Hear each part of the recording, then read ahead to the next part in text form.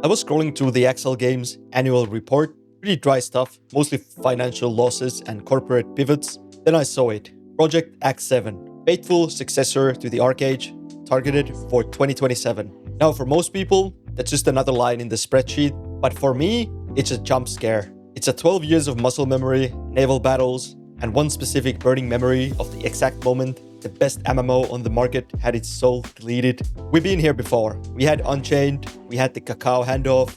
X7 is claiming to be the purest path. So today, we're taking a trip through the wreckage, not just to mourn what died, but to look at what this new blood at Excel Games has to fix if they want us back. Because right now, X7 looks like a masterpiece, skin stretched over the corporate zombie, and I'm not sure if I'm ready to get bit again. There is kind of a civil war happening inside Excel Games right now. On one side, you have the ArcheAge Chronicles, the action RPG pivot, the one aimed at the modern audience. On the other, Project X7, the hardcore, PC-only, Unreal Engine 5 Sandbox. And there's a massive elephant in the room. Jake Song is gone, architect of the original vision left in 2025. Usually, that's where the doom posting starts. No Jake Song, no ArcheAge. But honestly, I see it as an opportunity. Jake Song was a visionary, sure, but he was also the man who gave us the labor system. He's the one who stayed rigid when the community was begging for fixes. So maybe some new blood is exactly what we need to look at the foundation without the ego of the original creator. But they are definitely fighting an uphill battle. Excel Games is bleeding cash. When a company is losing billions of won, their first instinct is to find a whale and start harpooning. X7 has to prove it's not just a desperate cash grab before 2027. To understand why we are even talking about X7, we have to remember what we actually lost. ArcheAge wasn't just a game, it was a sand park.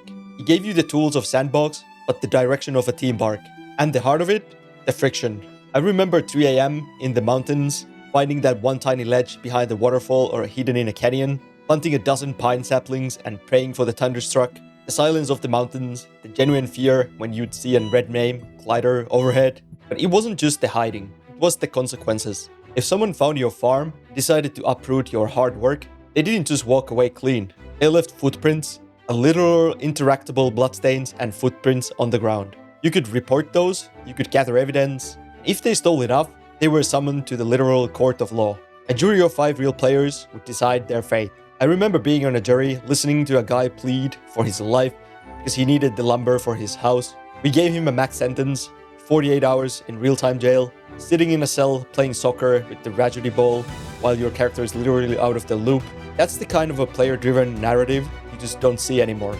It was a society. And the physics? Don't even get me started. We used to harpoon the ground and use the winch to drag ship up mountains just to see if we could. We'd harpoon on a merchant ship and anchor ourselves to them like a parasite, refusing to let go until their packs were ours. Ocean was terrifying. Between the kraken at the sea of grays and the lurking boarding parties, every trade run felt like a suicide mission. And that's why we loved it.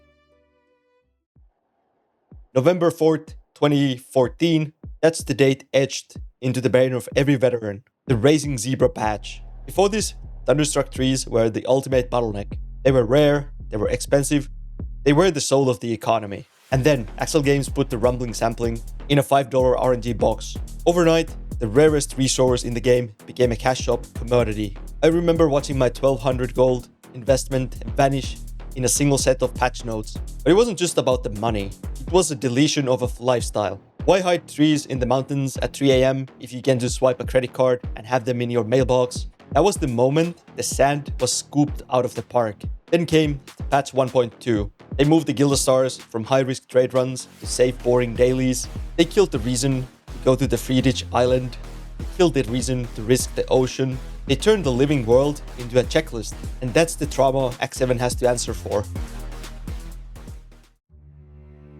Greed was the poison, but the labor system was the rot. It was designed to regulate the economy, to stop inflation. In reality, it just created an alt age. If you wanted to become competitive, you didn't just play better, you bought more accounts. Let me describe the pro workflow back then. You'd have your main account, you'd burn your labor on high-value crafting or trade runs, then you log out, log into account number 2. Account 2 was just for processing raw materials, taxing your CPU just to melt iron or saw wood.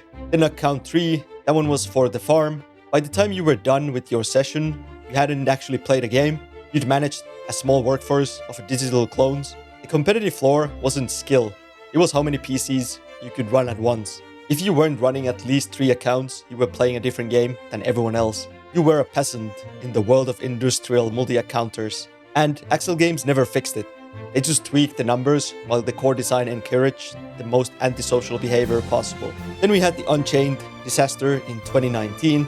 No pay to win, they said, but the foundation was already broken. The Arc Pass exploit happened in the week 1. People were spamming world bosses for a massive gold gain, and the governance was a joke. No rollbacks, no real consequences. The economy was ruined before most people even reached level 50. It proved that you can't fix a rotten house with a new coat of paint. You have to dig up the foundation.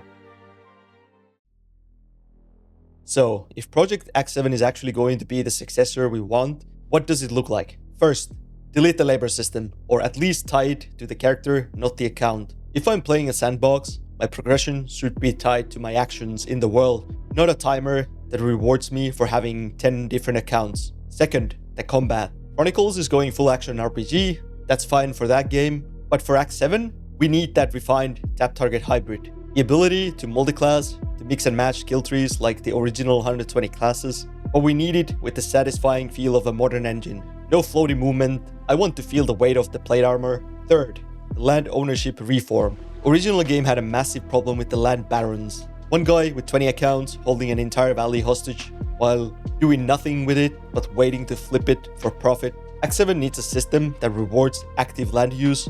If you aren't farming it, if you aren't building on it, you lose it. Fourth, bring back the illegal farms. Make a land valuable, but make the space between land even more valuable. We need those 3 AM mountain runs.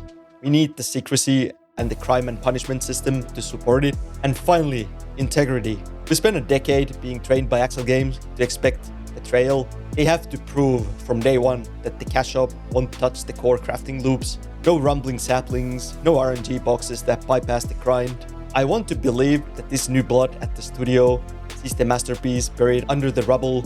I want to believe they've learned that the sandbox only works when the players are the ones building the castles, not the ones buying them. I'm hopeful, but I'm also tired. ArcheAge was a once-in-a-generation game that was dismantled for quarterly gains. Project X7 isn't the resurrection yet. It's a taxidermy project until proven otherwise. I'll be watching, I'll be tracking every report, but to Axel Games, don't let the door hit you on the way out. If you're planning on another Unchained, we remember the 3 AM mountain runs, and we won't settle for a corporate substitute. Thanks for the time. See you in the next one. Back to the grind.